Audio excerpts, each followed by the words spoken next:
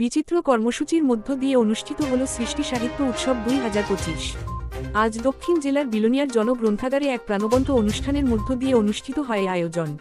প্রদীপ প্রজ্বলনের মধ্য দিয়ে সৃষ্টি সাহিত্য উৎসবের সূচনা করেন অতিথি বিশিষ্ট গল্পকার অর্জুন শর্মা, বিশিষ্ট প্রাবন্ধিক হরিনারায়ণ সেনগুপ্ত, কবি তপন বৈদ্য, কবি সাচিরাম মানিক এবং কবি চন্দন পাল। শিল্পী মমতা বিশ্বাস মজুমদারের উদ্বোধনী সঙ্গীতের পর সৃষ্টি সম্পাদক শ্রীমান দাস স্বাগত ভাষণে সৃষ্টির কর্মপরিধি সফলতা ব্যর্থতা তুলে ধরেন। অতিথিরা তাদের আলোচনায় সৃষ্টির ধারাবাহিক কর্মপ্রয়াসের ভূয়সী প্রশংসা করেন। এদিনের অনুষ্ঠানে শিশু শিল্পী রাজশ্রী দাস এবং ইচ্ছা মহাজনের আগমনী নৃত্যে মেতে ওঠে গোটা হলঘর।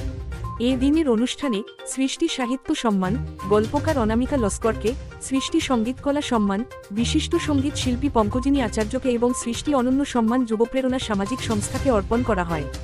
দ্বিতীয় পর্বে আয়োজিত কবি সম্মেলনে কবিতা পাঠ করেন কবি অলোক দাশগুপ্ত, কবি নিধির রায়, অনিরুদ্ধ সাহা, অনুরাগ ভৌমিক, আব্দুল হালিম, কবি শান্তনু রায় বর্মন, কবি বিপ্লব উরাং, সুমিতা বর্ধন, খোকন সাহা, অর্ধেন্দু ভৌমিক, রীতা পাল, মাধুরী সরকার, অমিত সরকার, তোপা মজুমদার, বিশ্বজিৎ মানিক, রূপঙ্কর পাল, সঞ্জয় দত্ত, সঙ্গীত শীল, কল্যাণী ভট্টাচার্য, সুধীর রায়, লক্ষ্মী পাল, লিকা দেবনাথ, অর্পিতা বৈদ্য, চয়ন দাস, জগন্নাথ বণিক, সুশীল রায়, অনুপম রায়, সীমা দাস, রোজি দেবনাথ।